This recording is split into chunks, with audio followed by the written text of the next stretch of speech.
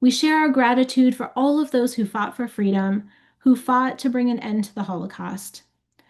Today, we are going to get to hear some of the remarkable stories that until now have been kept undercover. We are fortunate to have with us Bruce Henderson, the #1 New York Times bestselling author of more than 20 nonfiction books, including Sons and Soldiers, Bridge to the Sun, and Rescue at Los Baños. His newest book, Midnight Flyboys, is being released today. An award-winning journalist and author, Bruce Henderson has taught at USC School of Journalism and Stanford University. Bruce joins us today from his home in California. And for those of you who are watching live, we will take questions at the end of the program. Please type in your questions at any time into the Q&A. Bruce, thank you so much for being with us on Veterans Day, and congratulations on the launch of your new book. Thank you, Alana. I'm delighted to be here. Wonderful. Can you give us an overview of this new book that you've written? Yes, Midnight Flyboys is about an operation called Carpetbaggers, which started about 8 months before D-Day. And the idea was that the resistance in France needed to get supplied, strengthened, and organized in time for D-Day so that when our troops did hit the beaches at Normandy, that they could be supported by these behind the lines sabotage acts, blowing up bridges, rail lines, lines of communication to really stop the Germans from moving reinforcements quickly to the invasion beaches. It was believed that if they didn't get the American troops back and push them back into the sea within 48 hours, that it was going to be too late. And the resistance forces were really successful in doing that. These pilots and air crews had to fly these B-24 bombers in a way that was, they weren't really intended to fly. These were planes that were meant to fly high altitude in formation bombing missions. But for these parachute drops that they had to do in France, they were flying in the middle of the night, very low altitudes, 400, 500, 600 feet, to get the parachutes to land in those fields where the partisans were waiting. And and so it's highly dangerous. They could be shot out of the sky by either the Germans or run into a hillside or clip the trees, and they did all of the above. I wanted to follow not only the crews themselves and the pilots, and I follow several of the crews, and there's some stories that I'd really like to share with you. But I also wanted to know what happened after they dropped those supplies to the resistance. How were they used? What about the Allied agents who were also parachuted down from these B-24 bombers, 2 and 3 at a time, whose mission was to help the resistance forces organize and with some expertise how to use some of the equipment and whatnot. And I wanted to follow them as well. And so it's really kind of a book with, if you will, two sides to really the same picture. That's great. I can't wait to hear some of the stories as we go through this conversation today. We know you at the Holocaust Center from one of your previous books, an award-winning book called Sons and Soldiers, which was about the Ritchie boys of World War II. And you have written several other books about World War II. What draws you to these subjects? Boy, the Ritchie boys, that was quite a story. And that was really, I had never heard of them before. And the way I first heard about them was I read an obituary in my local paper about this fellow who died, and he had in the war been part of a group called the Ritchie Boys, and he was a German-born Jew who was used by the army as an interrogator and interpreter. And I looked at that and I cut that article out and I thought, there's a story here. How many of these guys were there, and how in the world did they get, out of Germany and here? And so that became what a story that was. And in fact, the last of the Ritchie boys that I wrote about, Victor Brombert, just recently died this year at age 100. But they were just a wonderful group of guys. I've been drawn, I think, to World War II stories for about as long as I can remember, and it was a very personal thing happened when I was a kid, about 10 or 11. I found in the closet of my grandmother's a old suitcase, and I opened it up, and there was a bunch of pilot paraphernalia in there: goggles, silk scarf, medals, different things like that, which attracted me as a kid. But there were also about 100 letters, and my grandmother had saved every letter that her youngest son, Bob, had written from the war, from his days training, flight training. He was a P-51 Mustang pilot in England to the last letter a couple of days before his final mission, from which he did not return. He was lost over the North Sea. So I grew up with this thirst, if you will, of wanting to know more about the uncle I never knew, and also what he did in the war. And I was really attracted to pilots and planes and that kind of thing. But the irony here is that Midnight Flyboys, and I've done more than 20 books, is the first one I've written about pilots. So I really had a warm spot in my heart when a relative of one of the carpetbagger pilots approached me, and they had a suitcase in their attic too, of this grandfather that she never knew, who had flown during the war. And she thought there was a story here and had read one of my other earlier books and wondered if I would be interested in taking this on. So that really got me into this story. And that was, what, about 2 years ago. Hmm, that's wonderful. How, so can you walk us back a little bit into how you came across the story of these covert air operations that supported the French resistance and specifically the mission you cover in Midnight Flyboys? Yeah, well, as I say, that was the sort of the opening volley, if you will, was this one person's collection, if you will. And then I set out to find how many of them were still alive. And fortunately, that's becoming a more difficult thing for World War II authors like myself because that generation is really dwindling. Whereas when I did Sons and Soldiers, there were uh, a couple of dozen Ritchie boys that I could easily find and sit down and interview and talk to. But that was what, in 2017. And for this book, of the what, 2,000 or so pilots and air crewmen who were part of this operation, I only found three that were Hmm. still alive. And so we have to find another way to get their story. And I write, like a narrative nonfiction, which means it reads like a novel, but it's all has to be true. So it has to come from somewhere. I reach out to families to find who else has stuff in the attic, and I reach out to find out, did any of these fellows sit down for oral histories? And boy, aren't they important today? And any of the veterans that are still with us, please do sit down and do your oral history, so other people will, know what you did, and that's important. So just undertake a lengthy research project, and I always do my research first. I kind of front load it with research. I don't want to write chapter one and then have to go off and research for chapter two. I want to have 90% of the research done. And nowadays, I say it's a combination of interviews, but also very deep archival research and seeing what I can find. Did you come across any resistance to people sharing these stories or just a reluctance to share the information? Boy, quite the opposite. Mm.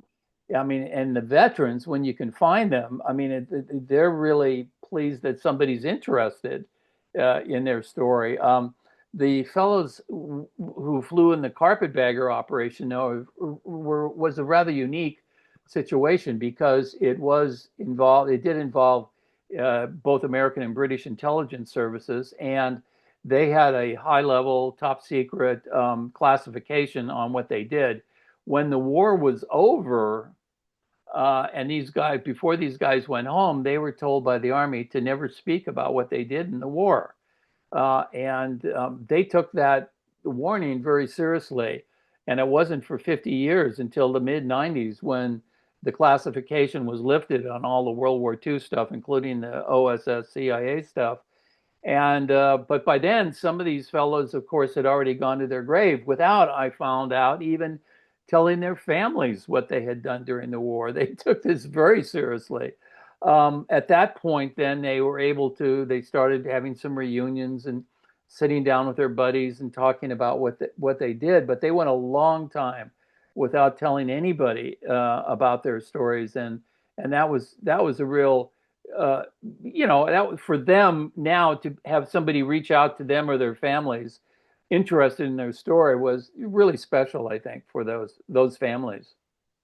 So was this classification, was that one of the reasons that it just took so long for this story to be told? It was just kept under wraps. Well, for 50 years there was a lid on it, right? And they couldn't talk about it. And then, just because the classification was lifted didn't mean that the whole story was in one place, for people to go in and get. Pieces of it would be available in different archives, but you still had to get the names of the men who were part of the operation. And I might say men and women.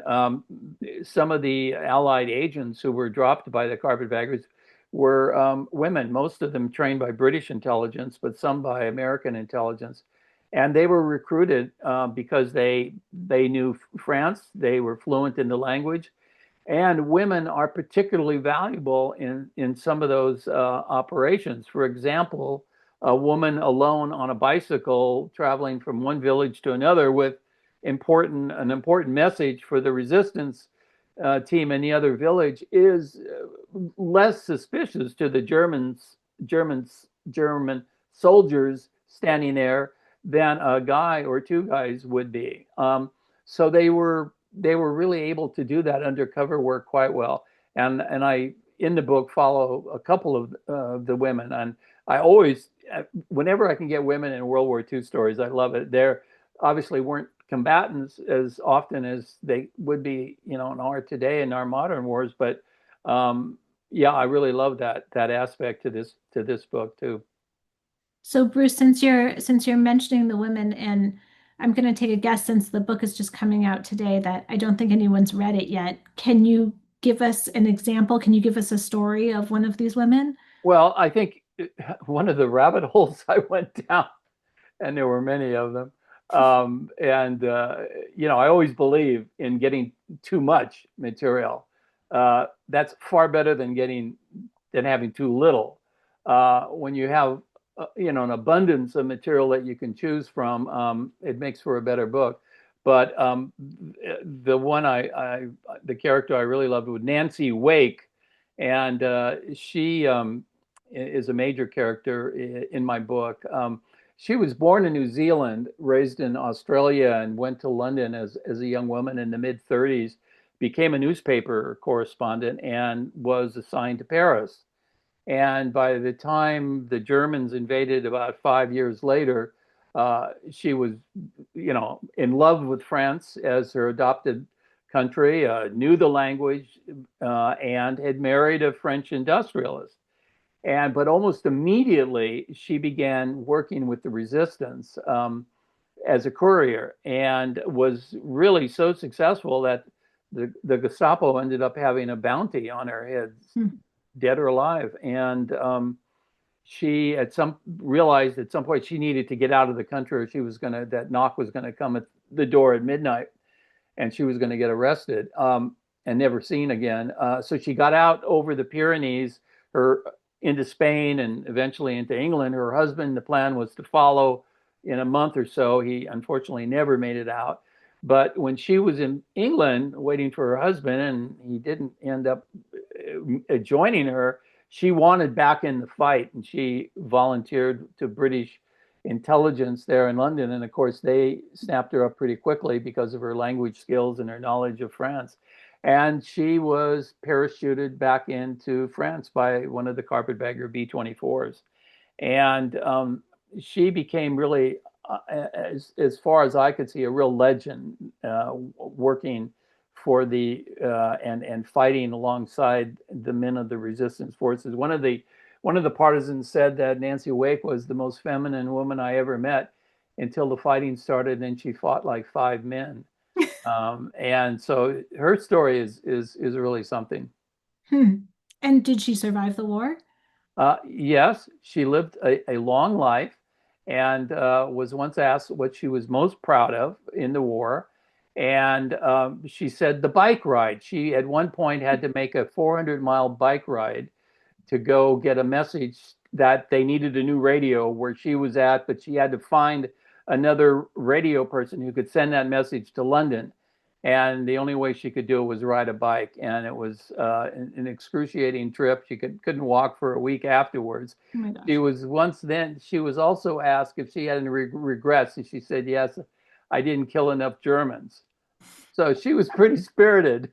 Yeah, sounds like it. And you said her name's Nancy Wake. Yes, Nancy Okay. Wake. Yeah, definitely someone that we're gonna have to look into. So what were some of the most difficult challenges you faced in doing your research for this book? Well, I think I touched a bit on that, that there were just not that many around. And that that is always, I come from journalism. I was a newspaper reporter and magazine writer before I started writing books full time, um, about 30 books ago. That's how I judge my life, not in years, but in books. And I love the interview process. I love the face to face. I love breaking bread with the guys for 3 or 4 days, going to where they live. I miss that aspect of the. I've written like 6 or 7 World War II books in a row now. Previously, I'd done Arctic adventure and even true crime. Now that I've been doing World War II, I'm really planning to stay in that genre. I love it so much. And thankfully, the younger generations are interested in reading about it. I mean, if they weren't, I wouldn't be sitting here today. And they publishers used to think that once the World War II generation started to die off, that the interest in these books would too. But it's quite the opposite. And so, yeah, I think that for me, it's a process now of doing the research and, as I say, reaching out to families, getting into the archives. I mean, my God, to find that missing aircraft report, what happened to that airplane that never came back? How many people were on it? What were their names? Where were their hometowns? Finding stuff like that that I can then follow up on. That's the kind of stuff I really dig into. Hmm, that's great. How difficult was it for you to find the individuals who were still alive? Once I tapped into the association, and there was Hmm. kind of an existing association, even though that the membership had really gone down over the years. I mean, truthfully, I wished I'd written this book 10 years ago, 15 years ago, when there were more of them around. And but there was an association and a couple of offspring of these pilots had, one of them was a retired engineer, and he dedicated about the last 10 years of his life to pulling as much as material as he could together about this operation and these pilots, that his father had been a member of, and that I had access to that. So I had some help like that, and I don't know if I could have done it without that. Bruce, in the book, you describe the early carpetbaggers air crews as being offered the choice to leave, but they all volunteered. What do you think motivated them to participate in this dangerous mission? Well, I think, those guys, I mean, it was duty, commitment, and mission. What was their mission? Their mission was to get this war over with, to win the war, and to go back home to their families. Um, and that was that was their overriding motivation. That scene one of the scenes I open with, they had about 100 of these pilots and air crew in this briefing room, and an officer went up to the front and in about 3 minutes told them, okay, these are going to be the most dangerous missions you've ever flown. You're going to be flying that plane in a way that it wasn't meant to fly. We'll have to retrain you to fly low, slow, and at night alone. Those of you who don't want to participate in this, we understand you can get up and leave. We'll give you 5 minutes. In that time, if you leave, you'll be reassigned and there'll be no mark against you on your record.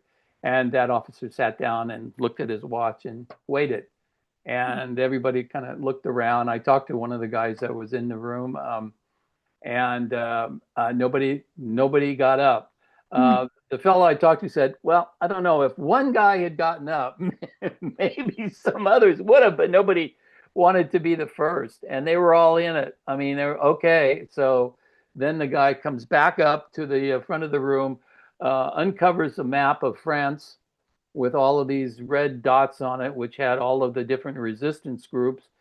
And this is now explaining them to for the first time how you're going to be parachuting supplies and agents into fields in these different places in France, and that's how it started. But they were in some of the guys who, even when they got to their lid, they called it, and flew 25 or 30 combat missions and were able to be recycled back to the States.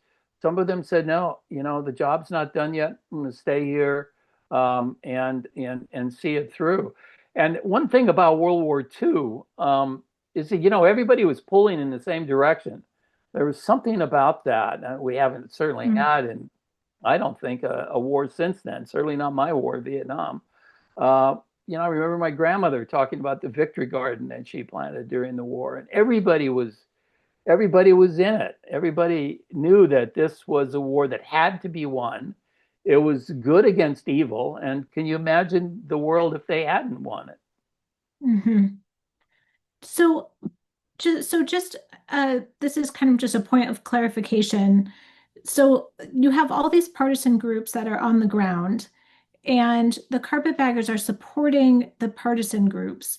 How are the partisan groups communicating with the carpetbaggers? Like, how is this communication happening? How do they know where the partisan groups are located? Okay, that's a good question. The partisan groups, like, and that's one of the things the agents like Nancy Wake did, is when they dropped in, they had a shortwave radio with them. And so they were the lifeline between the partisans, honestly, in the mountains or wherever they were. Some of them were in villages hiding, under, hopefully not being found out. But they all had to get um, to a person with a radio that would then, in the case of Nancy Wake, she had certain code numbers and things. She could contact London, the OSS headquarters there, and say, this group needs the following. They might need ammunition. They might need bicycle tires for their bicycles for their couriers to ride on. And they became like shopping lists that were radioed to London. And then that information went to the air base where the carpetbaggers were based, and they were loaded into these containers, these steel containers that carried about 300 pounds each. And you could put anything, really in them that you could get into this Mm. torpedo-sized container. And each B-24 took a dozen of them, and they were put in the bomb racks, just like the bombs had been. And then when they were over the target, they were dropped. Of course, each of them had a parachute connected to them, and they were destined for that particular group.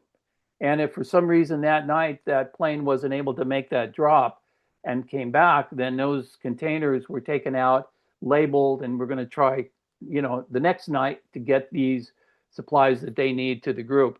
The agents that parachuted out of really a hole that was cut in the bottom of the fuselage, and there was a plywood piece of plywood on top of the hole when they were in flight. And then when it was time to jump, uh, the agent had to come up to that hole and jump through it. Mm.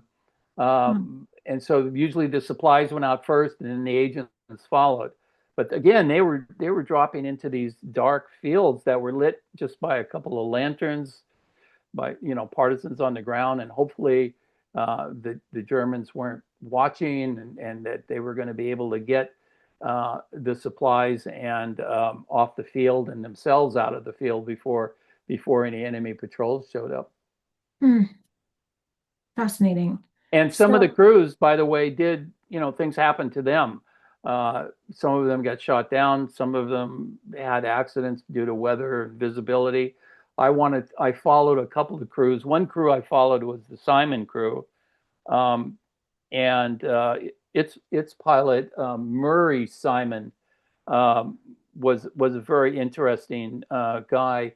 When the plane got hit and was on fire, he stayed at the controls long enough for everyone in the crew to jump out, which was really the ethos of the World War II bomber pilots. They understood they were responsible for those 8 or 9 lives behind them, and they would do that often at the cost of their own life.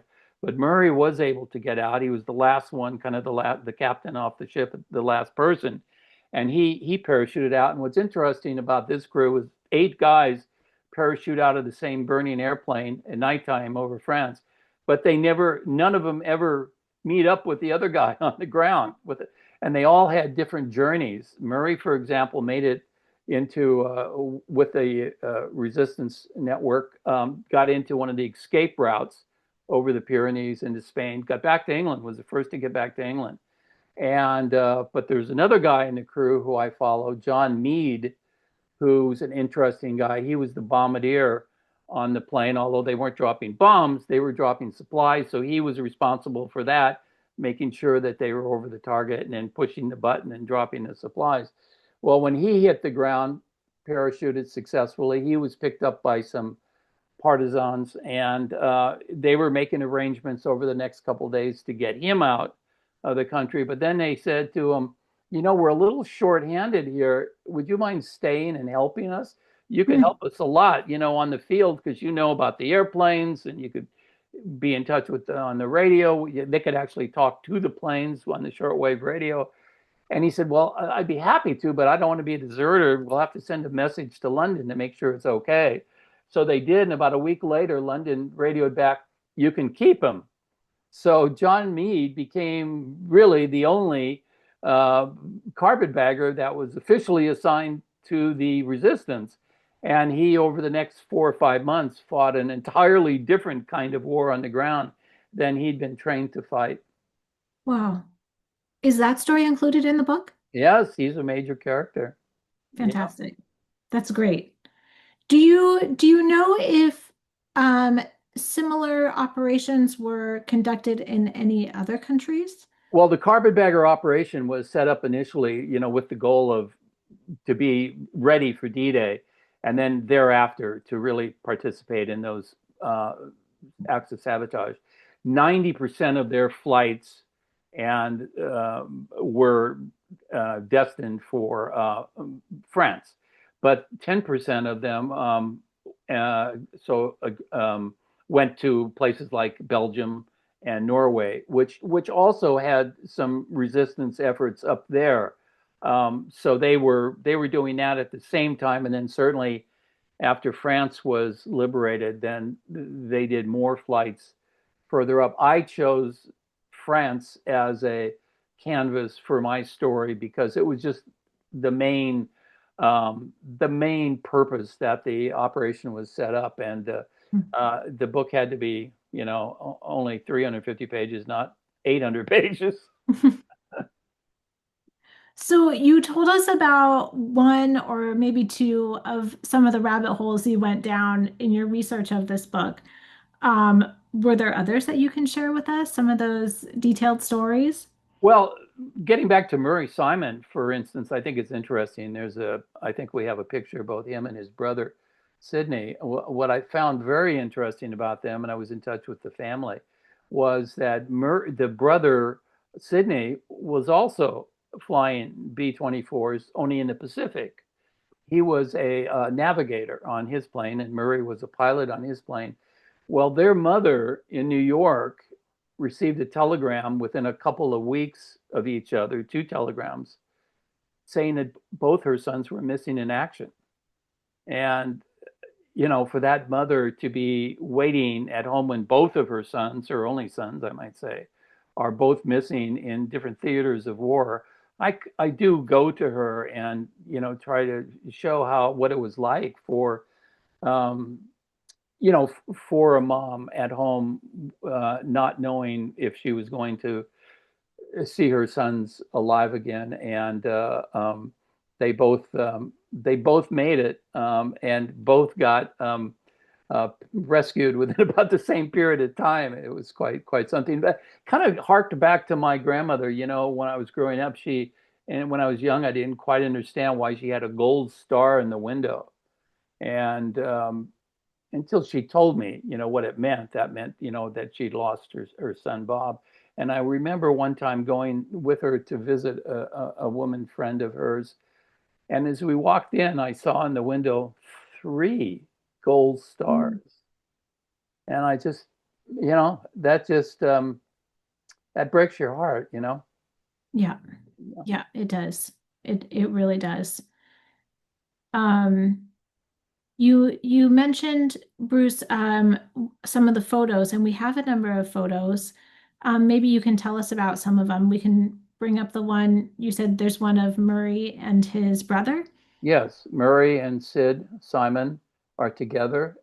They're not twins. They definitely look like brothers, though. They're only, I think, a year and a half apart, a couple of years apart. Yeah, and that's Murray's on the left, and he was the carpetbagger pilot, and then Sydney's on the right. He was the navigator of a B-24 in the Pacific, and I think we also have John Meade, I think, of Murray Simon's crew that I spoke about, the bombardier. Um, no, that's the actually. Well, I could talk about him too.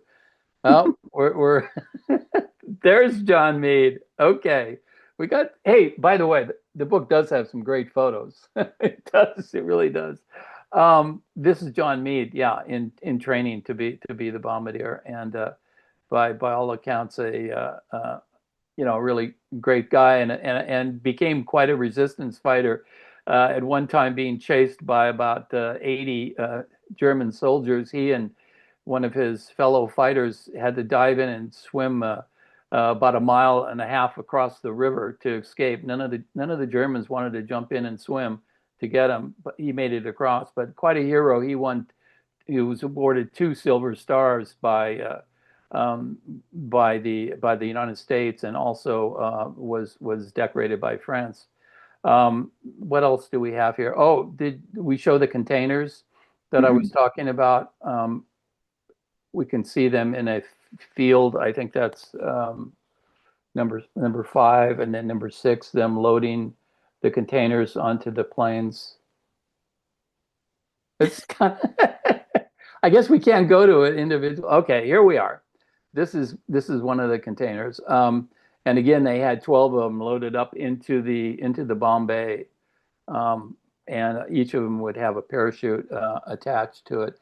And of course, when they landed in the field, they could open them up, and inside were different compartments. They could just grab, one that weighed maybe 40 or 50 pounds, and one guy could take that and run. And so they could get the stuff out of it pretty quickly. But then they wanted to hide the containers too, because they might want to use that field again the next night, and they didn't want to leave, evidence that they'd had a parachute drop there. And this was all had to be done before the sun came up. So they'd be doing this at, 2 in the morning. And that's one way how we got the title of the book, because these flyers were not leaving until 10 o'clock at night, and then we're making these drops after midnight over France, and then coming back at, like, to England about 5 in the morning or so. Um, what else do we have? I thought one of the more interesting pictures also is number 11, the Simon crash site. And the Simon plane went down. As I say, they all got out, but it crashed. And unbelievably, we found from a source in France, this was a picture taken the next day of the wreckage of that plane, with boys and other people kind of, going through it to see if there's anything interesting that they could find. Wow. Luckily, in this case, as I say, there were everybody got out and parachuted. But also, you could get an idea of the brush and what the landscape was like. You could easily see 8 people landing what a half a mile apart or something, never finding each other in the dark, right? Um, oh, and the other thing is the agents, 15 and 16, the agents getting dressed. There was a dressing hut where the agents would go in, and yeah, this is what we're looking at. And they would make sure that underneath these jumpsuits, they would have to be dressed in clothing that would be appropriate for Frenchmen or women, Mm. including the labels on the shirt, including what was in the pocket. My gosh, they couldn't jump and have English or American cigarettes, in their pocket if they were questioned. So they really had, and in some cases they also were hiding a poison pill under a button or something in case they were captured and they wanted to end it, knowing that it wasn't going to they weren't going to get out of it anyway. The agents who were captured by the Germans were not treated as prisoners of war, but they were tortured and executed. And in some cases, they were sent to a camp, but often they would be just executed in the field or wherever the Gestapo found them.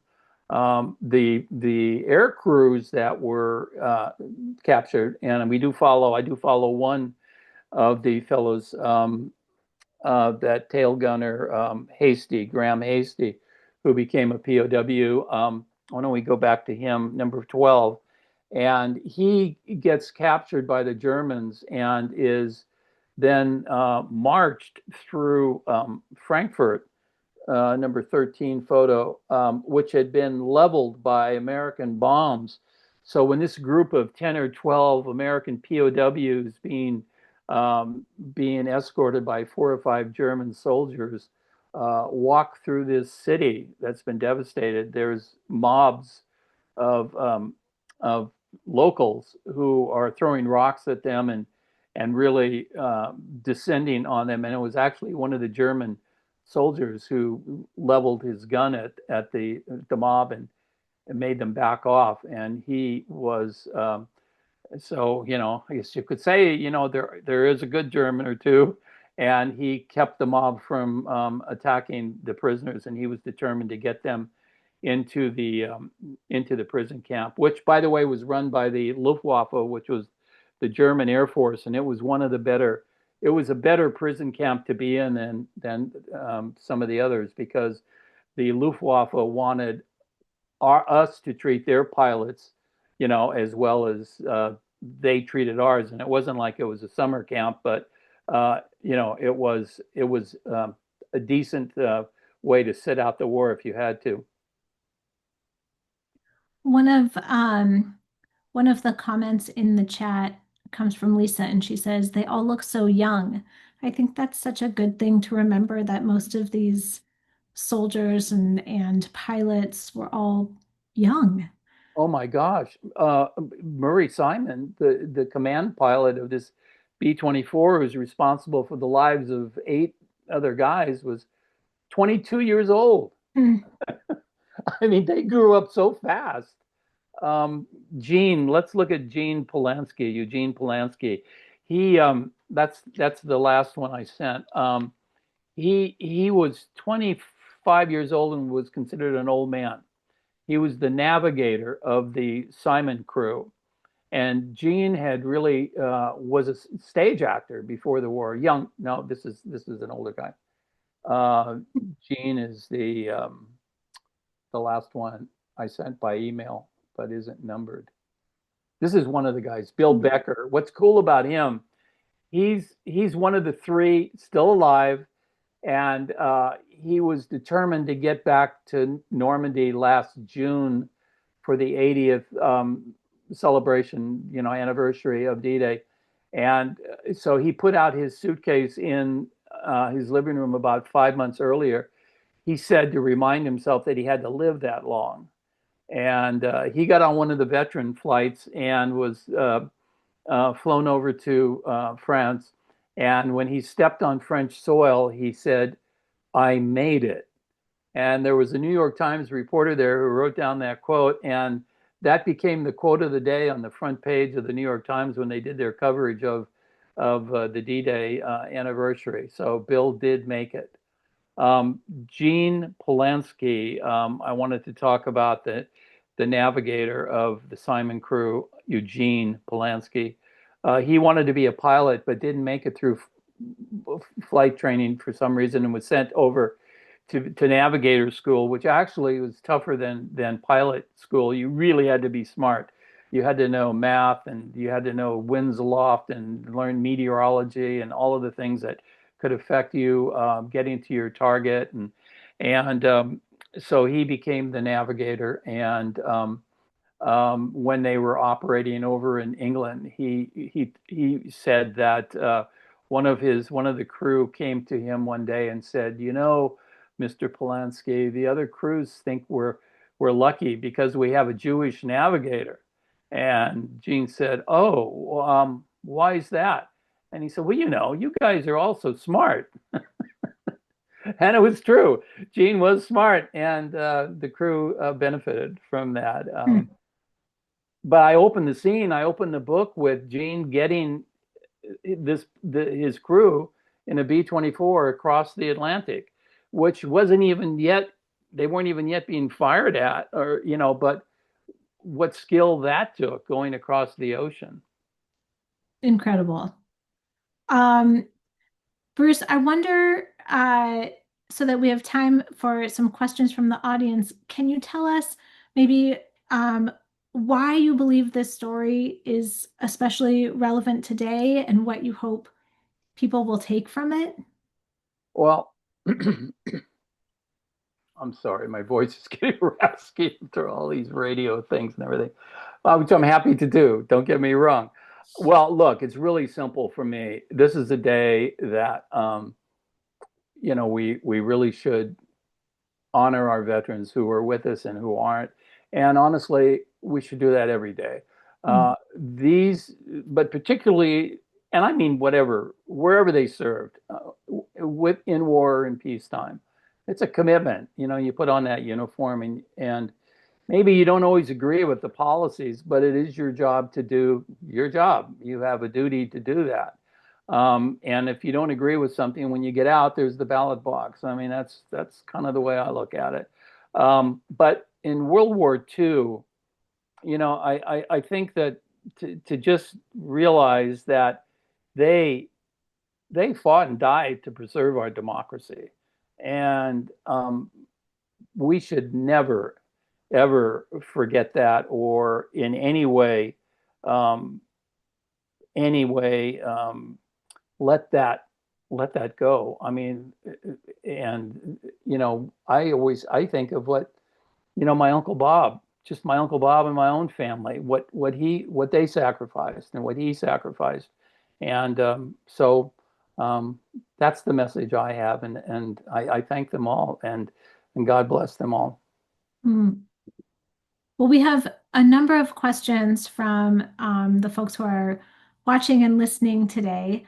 But I want to start with one from Kate, especially considering this discussion and just the difficulty of some of these missions that people are on. And Kate says, can you give us an idea of the mortality rate of the pilots on these missions? And did they continue to recruit for resistance work in countries other than France? Okay, well, yes to the latter, and after France, it was then they moved on into Norway and Belgium, and there was even some resistance groups in Germany, although they were not really very successful. But there were some carpetbagger missions very late in the war where they were dropping agents into Germany. But I'm sorry, the first part of that question was give us. Yeah, the mortality rate of Yes. pilots. Okay. Mhm. So the group had about 200, 250 officers. Most of them would be um, pilots, co-pilots, navigators, or bombardiers. Those were all officers. And then about 1,500 enlisted personnel. And they would be not only, the gunners and people like that on the planes, but the mechanics, the administrative people, the clerical people, all of that. They were operating three squadrons of B-24s, which meant about 50 to 60 operational aircraft at all times. And they ended up losing 33 aircraft during that 8 month period. They flew from roughly late 43 until France was liberated in the summer. And at a loss of 233 airmen, various uh, accidents, being shot down, all kinds of different, even training exercises were very dangerous in England, Hmm. flying low level in the fog and whatnot. There's there's another question from Brad who's interested in knowing how long did training for pilots last? Oh, there were a couple of different, three different schools, as I recall. There was uh, and the basic level was just having you with an instructor, and then you would solo. And that, in fact, that was, they had one of the rules there was that you had to solo, in other words, be able to fly alone, uh, even if it's just taking off and landing, within 10 hours of dual instruction time. And if you didn't do that, you would wash out of flight training during the war. And that's kind of what happened to Gene Polanski. Although he always says it was because the weather got bad and he ended up having to cancel his dual instruction. And he was always kind of mad he didn't get to be a pilot. He Hmm. got to be a navigator instead. But from that point, then you go into your intermediate, which is a little bigger, more powerful plane. And then the third training would be into one of the fighters or bombers that you would be flying actually in combat. So it was about a year long program. Hmm. Um, Marcy has a question. She's curious, was there ever a reunion? Um, was there ever a reunion between these pilots and the French resistance, French resistors? That's a great question. And what I don't think there was definitely a reunion of the carpetbaggers here in the United States. Hmm. But some of these individuals, including John Meade, who fought with the resistance for months on the ground. Some of these guys went back individually, took their wives, their families back in the years after the war, and I came across letters that were still being written back and forth between the French folks that maybe saved them, got them out of the country, got them through the Pyrenees, or with whom they fought on the ground. And so there was a lot of this for years going back and forth. And other the kids going and visit the village where there was some son or daughter of the guy who saved their father. I mean, there was Hmm. multi-generational connections and reunions, if you will. Do you know, was there, like amongst these reunions, was there a connection between the Jewish Holocaust survivors and the resistance fighters and the carpetbaggers? Like, did these groups ever come together? Not that I know of. And these guys who were, and I saw this before in writing Sons and Soldiers, the Ritchie boys. I mean, there was a lot they didn't know about what was happening, Mm. with the camps. Not until the end when they started going into them, and liberate them. I mean, look, they had a general feeling that there was a lot of evil going on. There was a lot of Jews running for their lives and trying to immigrate and try to get out of Europe and that kind of thing. But I don't think they had I know the carpetbaggers were not, plugged into that. Well, you bring up a good point that one group was not necessarily aware of what the other group may or may not have been doing. Yeah. Mhm. Um, Another question here from Donald who asks, were any of the drops intercepted by or met with German soldiers? Oh, yes. As a matter of fact, one time I'm reminded in fact, there's a scene in the book. There's a Frenchman coming who had been high up in the resistance, and he comes out to the airfield to speak to the pilots about about the missions they're flying, to give them a perspective from on the ground, what it looks like on the ground. How do you defend the field that the supplies and agents are dropped into and stuff. And that was a question that one of the pilots asked: how much of this stuff do you get? And the resistance leader said, well, some of it does get, we have to leave it on the ground because German patrols are coming in on us. And other times there's some missed drops, and sometimes the planes do release them at too high an altitude and they float away where they can't get them. He said we get about 70%, and then he got a smile on his face and he said, and we put that to good use. That's great.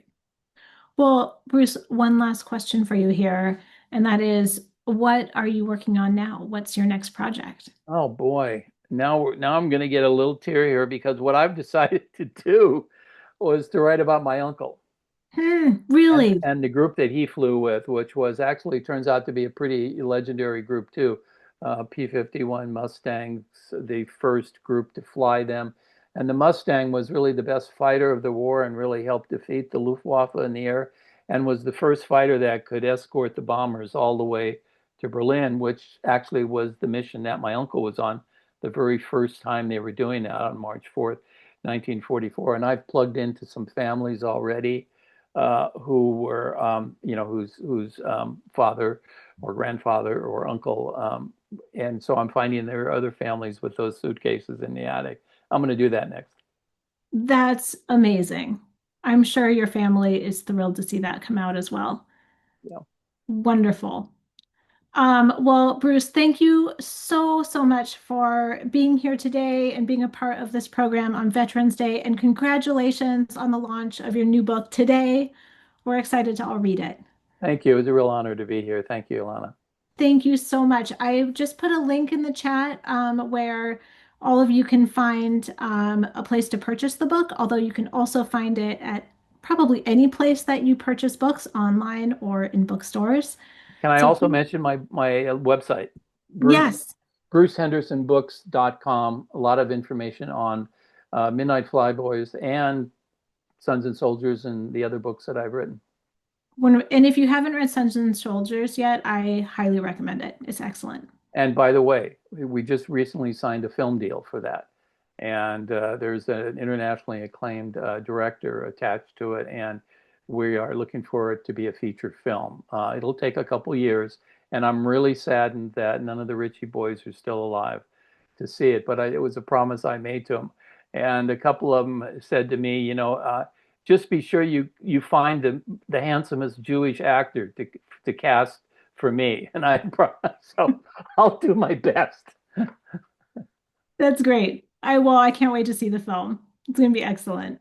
Thank So a you. couple years. I guess we have a little bit of time to wait, but it'll be worth it. Well, thank you. Thank you so, so much, Bruce. We're so grateful to have you here.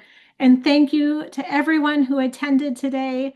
These Lunch and Learn programs are fueled by all of you, your participation, your questions and comments, and your desire to learn. Please consider supporting our Lunch and Learn programs. Donations of any size are appreciated and help us to keep these programs going with fascinating speakers like Bruce Henderson, who you heard today. And it's easy to make a gift online. Just go to our website, holocaustcenterseattle.org, and click donate in the upper right corner. And I want to especially thank the Gladys Foundation for supporting our Lunch and Learn program. If you are in Seattle, check out our events page for upcoming speakers in our museum, including this Sunday. We are also running a food drive, so if you come to the museum, please bring a non-perishable item with you. And join us on December 13th for our next Lunch and Learn program entitled Ghosts on the Wall with author, scholar, and descendant of Holocaust survivors, Kenneth Wald. Thank you to all of our staff at the Holocaust Center for Humanity for helping to make this program possible, especially to Cameron Zorb, who's running the tech behind the scenes today. And thank you to all of you for your curiosity and desire to learn. We look forward to seeing you at our next Lunch and Learn program. This concludes our program for today. Thanks, everyone.